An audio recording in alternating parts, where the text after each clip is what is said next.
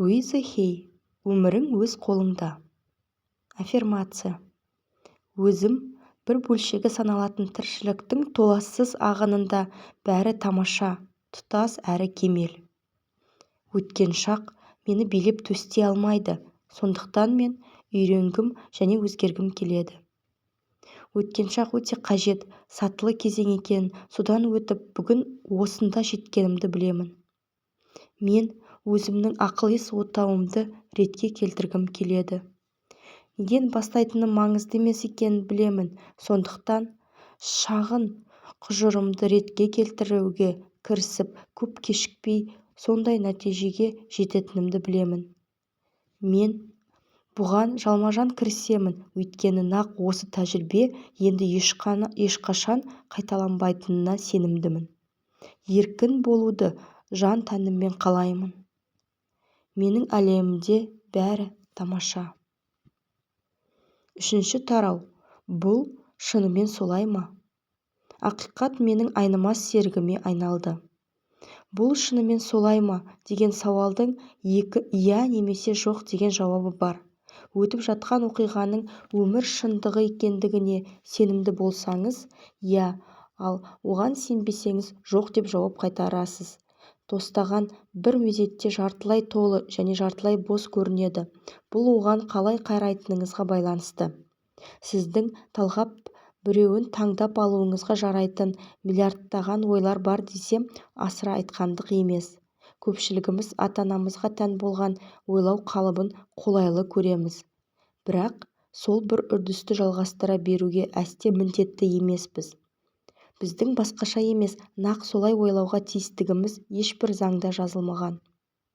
Сенгіміз келген нәрсенің бәрі өмір шындығына айналады, бірақ ой-пікіріміз өзіміздің іс-амалдарымыз бен тірлігіміз тәрізді әрқилы болуы мүмкін.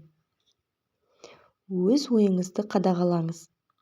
Ой-пікіріңіз нақты нышандар иеленетінін жақсы білесіз. Егер сіз қаржыдан құралақан қалып қиындыққа ұшырасаңыз, онда түп сананың әлдебір деңгейінде бай болуға лайық емеспін деген пікірді тұтып қалғансыз. Немесе жақсылық атаулының ешқайсысы мәңгілік емес дегенге сеніп қалсаңыз, онда бәлкім жан дүниеңіздің терең түкпірінде мына өмірде ештеңеге қол жетпейді, немесе өзім жиі еститін «мен ештеңені еңсере алмаймын» деген сөзді жиі қайталайсыз. Өзіңізге адамдармен қалыпты қарым-қатынас жасауға қабілетсіз болып көрінсеңіз, онда сіз «мені ешкім ұнатпайды, әлде мен ұнатуға лайық емеспін» деген пікірге құлай сеніп алғансыз. Бәлкім бір кездегі анаңыз секілді әлде біреудің өзіңізді билеп төстеуінен қауіптенесіз, әлде адамдар өзіңізге тек қана жайсыздық алып келеді деп есептейсіз. Егер денсаулығыңыз нашарласа әрі ауру кесел отбасымның қыр соңынан қалмай қойды, немесе ауа райы маған қатты әсер етіп жүр деген пікірге байланып қалсаңыз, түйсігіңізде «мен азап шегу үшін жаралғанмын» немесе «бір сәтсіздіктен соң келесісі келеді» деген ой туындауы мүмкін. Қиындықтар. Қаржыдан жұтау, иланым, мен ақшалы болуға лайық емеспін. Дос-жараннан қол үзу, мені ешкім ұнатпайды. Жұмыстағы сәтсіздіктер, мен онша жақсы емеспін. Өзгелерге жағынып, көңілін табуға тырысу, мен ешқашан өзімнің қалауымша керекті қарекет қыла алмаймын.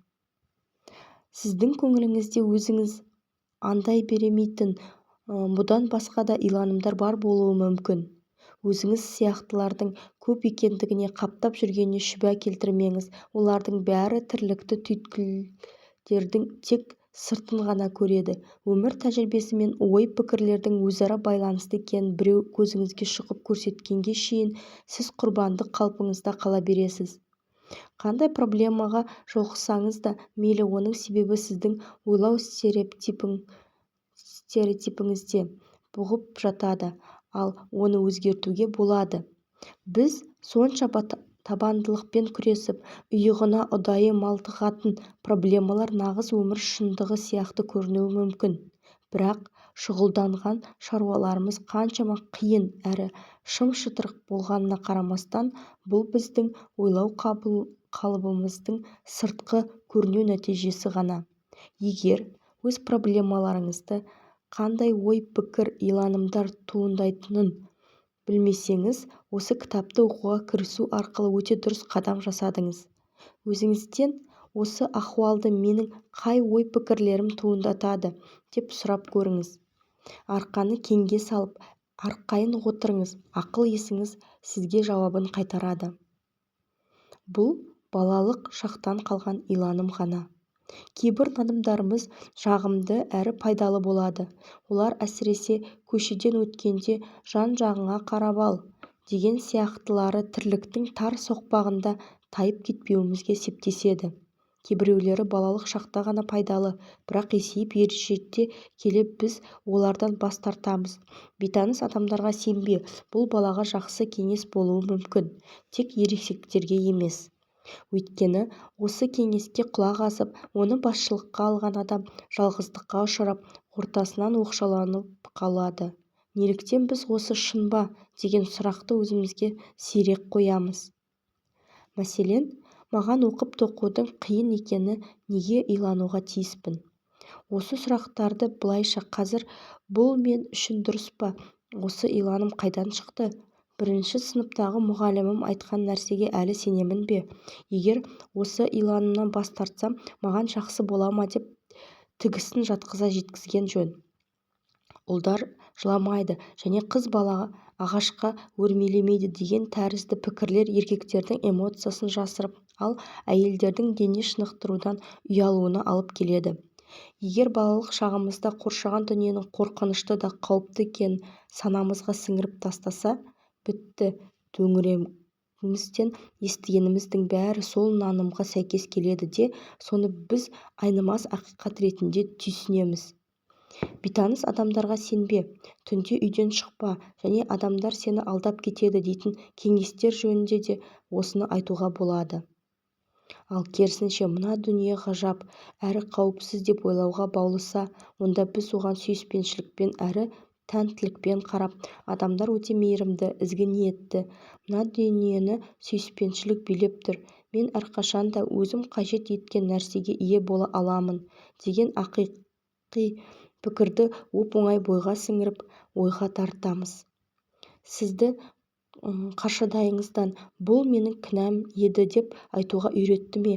Ондай жағдайда әрдайым және бәріне өзіңізді кінәлі сезініп, ақыр соңында кешірім сұраудан аузы босамайтын пендеге айналасыз. Балалық шақта мен сенімді емеспін деуге үйреніп алсаңыз, онда сіз әрқашанда кезектің соңына ілігіп, тиесілі несібеңізден құр қалғандай қорынып жүресіз. Мұндай жағдай кішкентай кезімде менің де басымнан өтіп, бірде торттың маған бір түйірі де бұйырмай қалғаны есімде. Өзгелер елемей кете берсе, өзіңізді ертегідегі көзге көрінбейтін кейіпкер сияқты сезінесіз. Түрлі жағдайлардың ырқымен балалық шақта мені ешкім ұнатпайды деп ойлауға қадеттенгенсіз, әрі жалғыздық тағдырдың маңдайыма жазылғаны деп ойлайсыз. Дос-жаран тауып әлдеқандай қарым-қатынас орнатқаныңызбен оныңыз ұзаққа созылмайды. Отбасында сізді бұл жеткіліксіз дегенге үйретіп тастаған. Ондай жағдайда ұдайы дастарханыңыз жұтап тұрғандай көрініп, өзіңіздің қарызға белшеден батып жүретініңізге шүбә келтірмеймін. Менің пациенттерімнің бірі төңіректегінің бәрі жаман және басқаша болуы мүмкін емес деп есептейтін отбасында өскен. Оның ең елігетін ермегі теннис ойнау еді. Бірде ол тізесін жарақаттап алды. Көптеген доктордың ем-дом жасағанына қарамастан жағдайы мүшкілдене берді. Ақыры аянышты болды. Оған өзінің хоббиінен бас тартуға тура келді. Басқа бір пациентім дін уағыздаушының отбасында өсті. Қаршадайынан оның көңіліне жұрттың бәрінен және барлық жерде кішік болуға тиіссің деген нанымды сіңірді. Осы отбасындағылардың бәрі нақ солай істеді ме? Істеді де. Ал енді өз клиенттерінің табысқа кенелетін мәмілелер жасауына жәрдемдесіп жүретін, оның қалтасында жүдә жүріп тұруына жетерлік қаражат та жоқ. Өз иланымына бола ол өмір бойы шаң қауіп кезектің соңында сүмірейіп тұрады. Егер бірдеңеге сенсеңіз, ол сізге дұрыс сияқты көрінеді. Ал мен осындаймын, немесе ал бұл осылай болады дегенді жиі айтамыз. Шын мәнінде осынау сөз тіркестері өзіміз сенген нәрсе бізге дұрыс, жосықты көрінетінін білдіреді. Әдетте біздің иланымымыз өзіміз наным жүйемізге қосып алған өзге адамдардың ой-пікірі болып шығады. Әдетте біздің иланымымыз өзіміз наным жүйемізге қосып алған өзге адамдардың ой-пікірі болып шығады. Бәлкім, сіз жаңбыр жауып тұрғанда терезеге көз тастап, апырмай, неткен сұрықсыз күн еді деп тіксіне дауыстайтын адамдардың қатарына жататын шығарсыз. Бірақ күн тіксінерліктей тым сұрықсыз болмайды. Бұл жай ғана жаңбырлы күн. Ауа райына қарай киініп, оған қатысты көзқарасыңызды өзгертсеңіз, жаңбырдан да ләззат алып, рақатқа кенелесіз. Егер де керісінше пікір түйіп, кірпиясыз иланымның жетегінде кетсеңіз, онда жаңбыр жауған сайын тіксініп қаралай жирене бересіз. Сіз қалыптасқан жағдаяттар ағынымын жүзгеннен гөрі қарсыласып баққанды қалап тұрасыз. Өз өмірімізді қуаныш пен шаттыққа толтырғымыз келсе, тек қуаныш туралы, сүйіспеншілік пен тату-тәтті өмір сүруді қаласақ, тек махаббат туралы және тағы басқа ойлауымыз қажет. Біз нені ойлап, нені айтсақ, ол бізге тап сол күйінде қайтып келеді. Әрбір сәт жаңа бастау. Қайталап айтамын, күш-қуатымыз тап осы сәтте.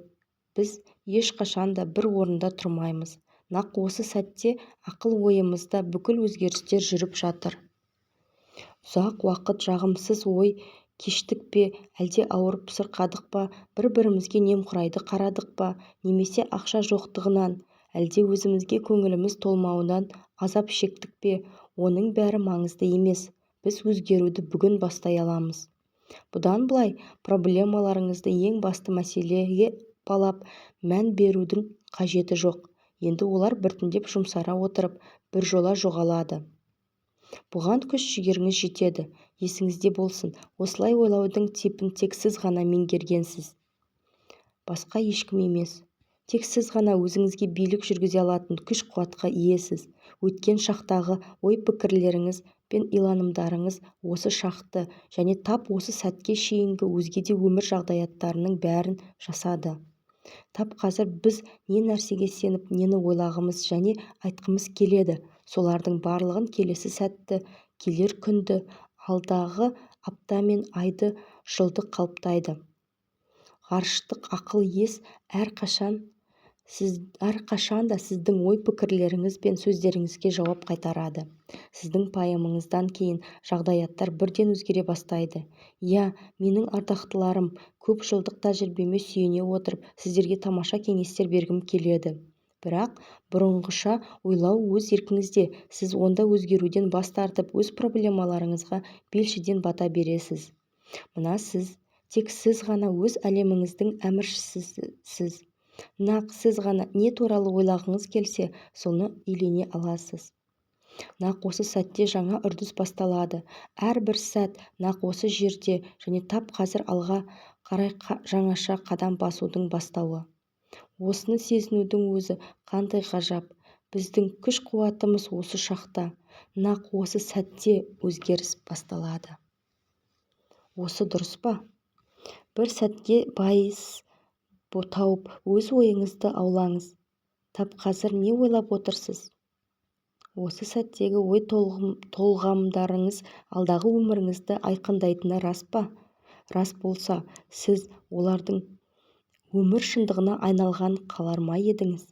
Егер ой-пікіріңіз ашу-ыза, беймазалылық, ауру-сырқау, үрейлену мен кектену ауанына суарылған болса, олар жүзеге асса, өзіңізге қандай күйде оралатынын бажайладыңыз ба? Әрине, үздіксіз өзгеріп жатқан ойлар ағынынан жалғыз жарымын ұстап қалу оңай емес. Әйтсе де, сіз қазір-ақ өзіңізді, ой-пікірлеріңіз бен сөз уәждеріңізді қадағалай аласыз. Егер жағымсыз сөздерді пайдаланғаныңыздың үстінен түссеңіз, тоқтай қалыңыз. Сіз сөзіңізді түзей айтып, жай ғана кет жоғал деп ойыңызды қуып жібере аласыз. Сіз әлдебір сән-салтанатты мейманхананың әдеттегі ас мәзірінің орнына ой азығын ұсынатын кафесінде немесе дәмханасында кезекте тұрғаныңызды елестетіңізші. Өз талғамыңызға қарай кез келген таңдап алуға тиіссіз делік. Сол ойлар өмірлік тәжірибеңізді қалыптастырады. Егер өзіңізге проблема тудыратын, әлде ауру кесел шақыратын ойды таңдап алсаңыз, барып тұрған ақымақтық болар еді. Бұл денсаулығыңызға онша жақпайтын тамақ ішумен пара-пар ғой. Біз бір немесе екі рет қателесеміз, бірақ көп ұзамай қандай тағам жақпайтынына көзіміз жетіп, алдағы уақытта одан бойымызды ала қашамыз. Түрлі қиындықтар мен ауру кесел туындататын ой-пікірлерге де жоламауымыз керек. Менің алғашқы ұстаздарымның бірі Реймонд Баркер проблемалар туындаған кезде бірдеңе істеу емес, білу керек деген сөзді жиі айтатын. Біздің ой-санамыз болашағымызды жасайды. Өмірімізде өзімізге жақпайтын әлдебір оқиғаға ұшырасқан кезде ой-санамызды пайдалана отырып ахуалды өзгертуге тырысқанымыз жөн. Ол жөніндегі ойымызды өзгерткен сәтте оны қайта құра бастаймыз. Менің көптен бергі арманым «Біз қалай ойлаймыз» деген тақырып мектепте оқытатын арнаулы пәнге айналса шіркін. Балаларға тарихи шайқастар датасын міндетті түрде есте сақтаудың неге қажеттігін ешқашан ұққан емеспін. Меніңше бұл ақыл-ой қуатын текке азая ету. Оның орнына балаларды өте маңызды нәрселерге, мәселен, біз қалай ойлаймыз, қаржы ісін қалай жүргізуге болады, өз қаржыңның қауіпсіздігін қалай қамтамасыз еткен жөн, өзіңді қалай құрметтеп бағалау және абырой-беделіңді жоғалтпау керек деген ілімдерге үйреткен абзал болар еді. Мектеп қабырғасында өткен ұзын ырғалы жылдар ағымында осы пәнді оқытып үйретсе, қазіргі ересектердің бүтін бір буыны қандай болып шығарын көзге елестете аласыз ба? Осынау ақиқи шындықтың адамдарға қалай ықпал ететінін ойлап көріңізші. Біз ақшасын ақылмен әрі ынсаппен жұмсап, ел экономикасын өркендететін баршамен ізгілікті қарым-қатынас жасап, ата-аналық міндетін мүлтіксіз атқару арқылы өзіне бек сенімді әрі байсалды ұрпақтар буынын қалыптастыра алатын бақытты да бай-қуатты адамдарды тәрбиелер едік. Сонымен бірге әр адам өзіне тән жасампаздық қабілеті бар тұлға қалпын сақтап қалады.